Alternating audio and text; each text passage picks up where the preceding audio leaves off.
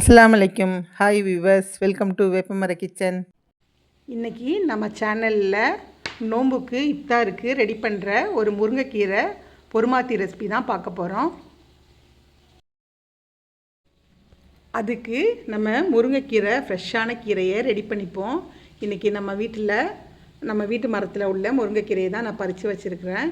இது ஈவினிங்க்கு இஃப்தாருக்கு ரெடி பண்ணுறாந்தா காலையிலேயே இந்த முருங்கைக்கீரையை நல்லா உருவி அதில் ஒரு பச்சை கலரில் பூச்சி இருக்கும், புழு கூட இருக்கும். அதை நல்லா வெளிச்சத்தில் க்ளீன் பண்ணி நம்ம உருவி ரெடி பண்ணி எடுத்துக்கலாம்.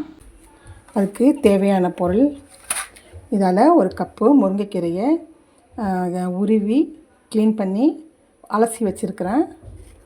ஒரு மீடியம் சைஸு வெண்டைக்காவை கட் பண்ணி வச்சுருக்கிறேன்.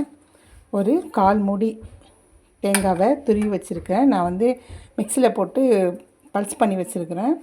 நீங்கள் துருவன தேங்காவும் போட்டுக்கலாம். தேவையான அளவு உப்பு, 2 கைப்பிடி அரிசியை பெருஞ்சீரகம் போட்டு வறுத்து பொடியாக்கி வச்சுக்கிறேன். அதாவது பொறுமாத்தி தூள். இது 2 பொடி சின்ன வெங்காயமும் 2 பச்சை மிளகாவும் தேவைக்கான அளவுக்கு நம்ம காரம் போட்டுக்கலாம். உப்பும் காரத்துக்கு இதெல்லாம் சேர்த்துக்கலாம். இப்போ நம்ம எப்படி செய்யலான்னு வீடியோவை பார்க்கலாம் வாங்க. அடுப்பை ஆன் பண்ணி மீடியம் ஃப்ளேமில் வச்சு இந்த பாத்திரத்தில், மூடி போட்ட பாத்திரத்தில் ஒரு 3 டம்ளர் இதால் தண்ணி ஊற்றி கொஞ்சம் உப்பு போட்டு மூடி போட்டு கொதிக்கட்டும். ஓப்பன் பண்ணி பார்த்தாச்சு, நல்லா தண்ணி கொதிக்குது. இந்த ஸ்டேஜில் வெண்டைக்காவை இதை கூட போடுறேன். வெங்காயத்தையும் பச்சை மிளகாவையும் போட்டுக்கலாம். தேவையான அளவு உப்பு போட்டுக்கலாம். இது கொதிக்கட்டும். வெண்டைக்காவும் வெங்காயமும் கொஞ்சம் லைட்டாக வேகட்டும். மூடி வைப்போம்.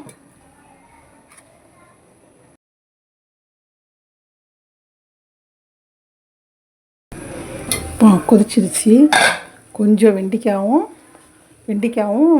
வெங்காயமும் கொஞ்சம் வதங்கிடுச்சு, வெந்துருச்சு. இப்போ காவையில் கீரையை போட்டுக்கலாம். இப்போது 2 நிமிஷம் மூடி வைப்போம், வேகட்டும். இப்போ ஒரு 5 நிமிஷம் ஆகிடுச்சு. ஓப்பன் பண்ணி பார்ப்போம். கீரை நல்லா கொலன்னு மசிச்சிருச்சு. இந்த பதத்தில் இருந்துச்சுன்னா நம்ம தேங்காய் பூ, பொரியரிசி தூள்லாம் போட சரியாக வந்துடும். இப்போ கீரை நல்லா மசிச்சு பாருங்கள். இப்போ நம்ம எடுத்து வச்சுக்கிற தேங்காய் பூவை போடுவோம். நான் ஒரு 1/4 மூடியிலையும் கொஞ்சம் எடுத்து வச்சுக்கிட்டேன், போதும் இது.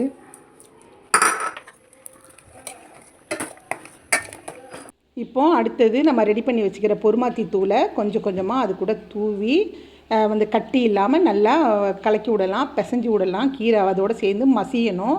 2 பொடி அரிசியை நம்ம வறுத்து வச்சுருந்தோம்ல, அதை தூள் பொடியாக்கிறதோட கொஞ்சம் கூடயே வந்துடுச்சு. நம்ம தேவைக்கு தகுந்தாப்பில் நமக்கு போட்டுக்கலாம். போட்டு நல்லா கட்டி இல்லாமல் நல்லா மறுபடியும் நல்லா கலக்கி விடலாம். இந்த ஸ்டேஜில் நம்ம உப்பெல்லாம் டேஸ்ட் பண்ணி பார்த்துக்கலாம்.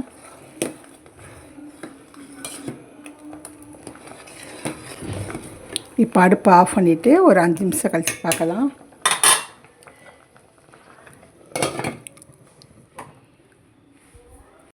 இப்போ நம்ம கீரை ரெடி ஆகிடுச்சு. ஓப்பன் பண்ணி பார்ப்போம். சரியான பக்குவத்தில் வந்துடுச்சு.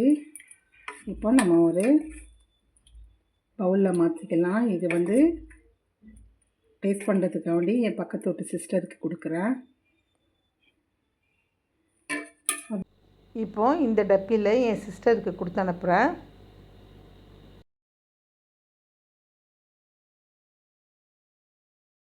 அவ்வளோதான், இது வீட்டுக்கு வச்சாச்சு. நீங்களும் நோம்பில் இஃப்தாருக்கு இந்த ரெசிபியை செஞ்சு ட்ரை பண்ணி பாருங்கள். அஸ்ஸலாமு அலைக்கும். இன்றைக்கி எங்கள் சிஸ்டர் வீட்டிலேருந்து பொறுமாத்தி கீரை வந்துச்சு. செம்ம டேஸ்ட்டாக இருக்குது. இது இஃப்தாருக்குலாம் சாப்பிட்டா சூப்பராக இருக்கும். இன்ஷா அல்லாஹ் ட்ரை பண்ணி பாருங்கள். இந்த வீடியோ பிடிச்சிருந்தா லைக் பண்ணுங்கள், ஷேர் பண்ணுங்கள், வேப்பமர கிச்சனுக்கு சப்ஸ்கிரைப் பண்ணுங்கள். இந்த ரெசிபியை நீங்களும் ட்ரை பண்ணி பார்த்துட்டு கமெண்ட்டில் சொல்லுங்கள். அப்படி அந்த பெல் ஐக்கானு கிளிக் பண்ணுங்கள். நான் போடுற வீடியோ அப்போ தான் உங்களுக்கு நோட்டிஃபை ஆகும். அடுத்த வீடியோவில் நோம்பு ரெசிபியோடு சந்திக்கலாம். அஸ்ஸலாமு அலைக்கும். பாய்.